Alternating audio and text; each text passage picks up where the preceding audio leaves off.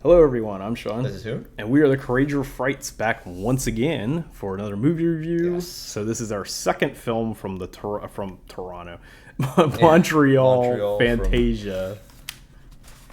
They got movies. This place. Yeah. This movie place. They got movies. Yeah. We're in the other Canadian city. Yes. So this film is called Carnage for Chrstmas. Yes. As you can see, naughty, nice, they all get carnage for Christmas. Yeah. Which is not necessarily true. Yeah. So I guess preface this. You like cutaways, I guess. Yeah, I feel like weird transitions. Yeah. The most carnage was in the editing room. Yes, exactly. So this is a film by Alice Maio Mackay, who apparently is a 19-year-old transgendered filmmaker from Australia, which is. This is not her first movie, not even close. Apparently, she's made like half a dozen or more films in the last few years, one going all the way back to like 2017 or something. So, I mean, this person's been making films for quite some time. And a lot of her films look more like queer, like transgender. Well, yeah, I think all like of them from our own experience or what have you. So, all of them are that. I don't know if all of them are horror. It seems like most of them are, if not all of them. So, this film, do you have the plot synopsis for this? Okay. Over the Christmas holiday, true crime podcaster Lola visited her hometown for the first time since her gender transition. She becomes entangled in a town's mystery to discover whether the ghost of a historic murderer has returned. Yes. So it begins with her like podcast and a true crime podcast, and then for Christmas she's coming home to her small town in Australia. The small town probably is experienced from the actual director. Yeah, I'm sure. Which is, it seems like everyone there just hates queers or like although it seemed like they did, and then when she goes back it changed, like the town became more progressive when she was gone or something like that, which I wonder how much of that's like, a lot of this is probably infused with the person's real life experiences or what have you. So this film, it has some cool ideas. Like I do like that idea of like the person coming back to home after like, not necessarily, I mean, yeah, sure, transitioning, but like any major like event or something. Like this could be, the same thing could happen to anybody who's like heavily bullied in their town or something like that, and they come back. There's nothing for them in this town. They hate coming back. Yeah, they kind of live in the city, and it's just like coming here just because Christmas. yeah, pretty much. And then all of a sudden this serial killer starts up. This urban legend becomes real kind of thing. And it has some, like I said, it's got some good ideas, but it's just marred by some very strange editing choices. Yeah, that was kind of an experience.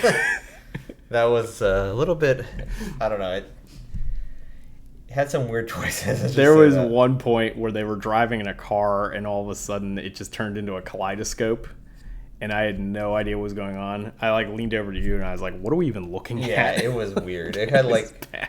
The car driving on the road on the top half of the screen. The very bottom half, it had like the front of the car. Then the side, it has some like chickens or emus. And the other side, like a rainforest. I don't understand what was going on. There was just like crazy out of focus sparkles going on the entire. It was because there's one scene where like the main character is gonna go to a place, and it goes from her talking to her like boyfriend or but it has like some weird glitter effects, and I'm like, what is going on here? It's something. It's really strange. And then it commits probably the cardinal sin of any slasher, where every time there's a kill, it cuts away, or it does a really weird like edity jump cutty transition. Like the biggest problem with this film is the transitions, and it's not the kind you're thinking of. It's the scene transitions. I had no problem whatsoever with like the actual like. Obviously, the story's not great, the character acting's not great, but that was fine for what it is. This is a very low budget film. Like obviously, this probably won't play in normal theaters anyway. So, like, if you ever see this anywhere, don't expect like a standard film. Would it say that? Like, it is very low budget, very indie. Yeah, to me, it kind of I don't know if this is an insult or not, but it kind of felt like a sci-fi original points, but I don't know if that's considered an yeah, insult. I mean, well, I'm not making it as an insult or anything. No, but kind of that's an apt. Like a feel. That's an apt comparison. I mean, this is the type of film that is made for film festivals, basically, for horror film festivals. I actually, strangely enough, I've seen another film that this sort of reminded me of, but I actually enjoyed this much more than that film. Yeah.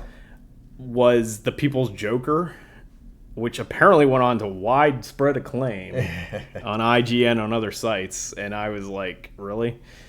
That film, the weird thing about that is the director, writer, actor of that film edited this film. Mm-hmm. And that explains a lot. If it's the same type of thing, I don't know, whoever is doing the editing really needs to like change it. They need to step away from the editing room from time to time.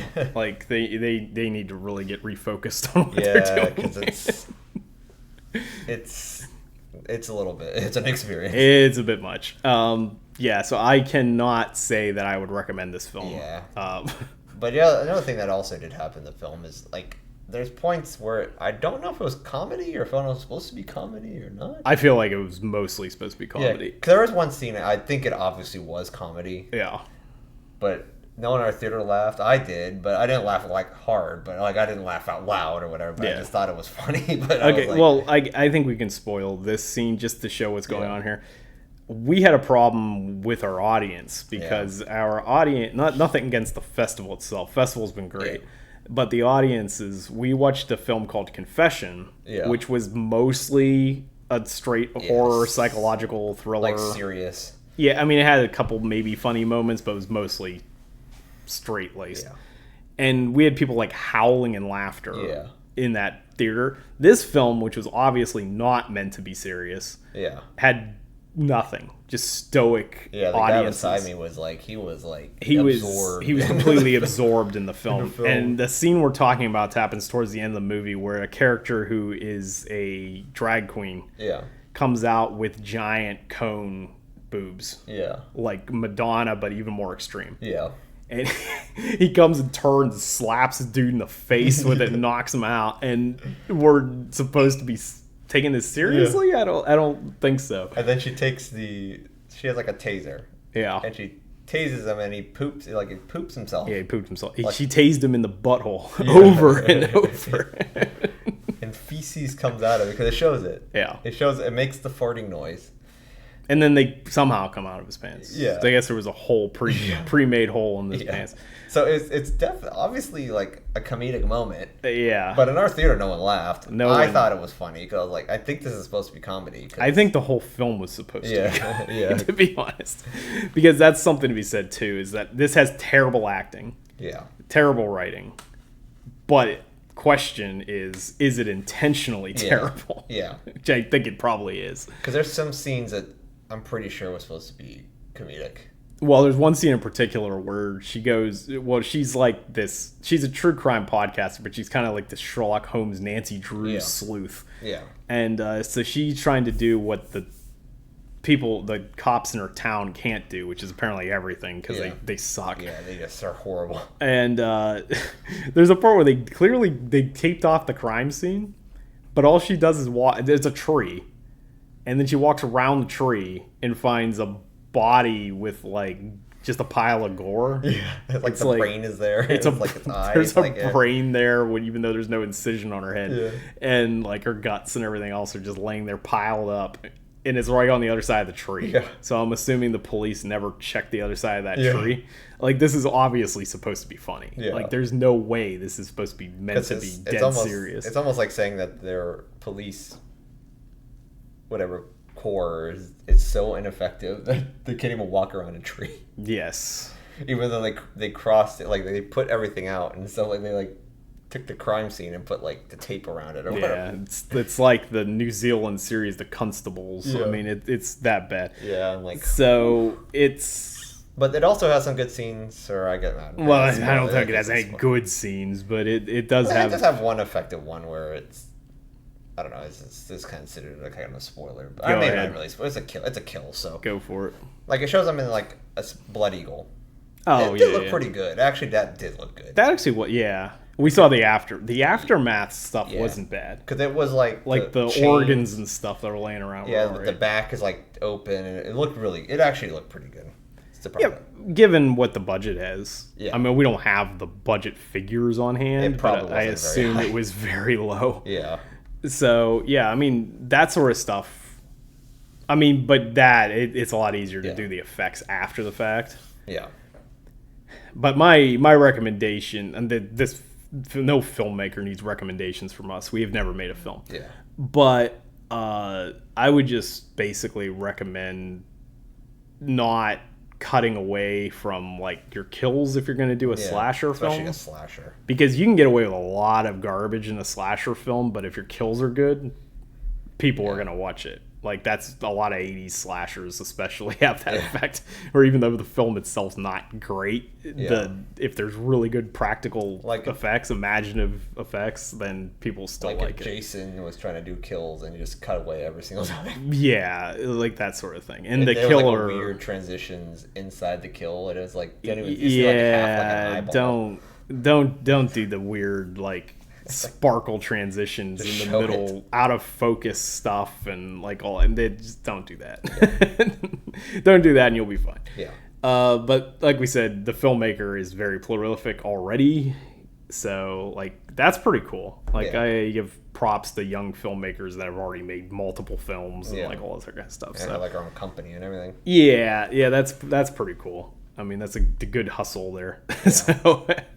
Yeah. But I still can't recommend this film for general audiences, obviously. Yeah. So I think that's going to do it for our review of Carnage for Chrstmas. Mm-hmm. So if you like this video, give us a thumbs up. Consider subscribing for more like this in the future, and you too could feel the strength welling within. See ya.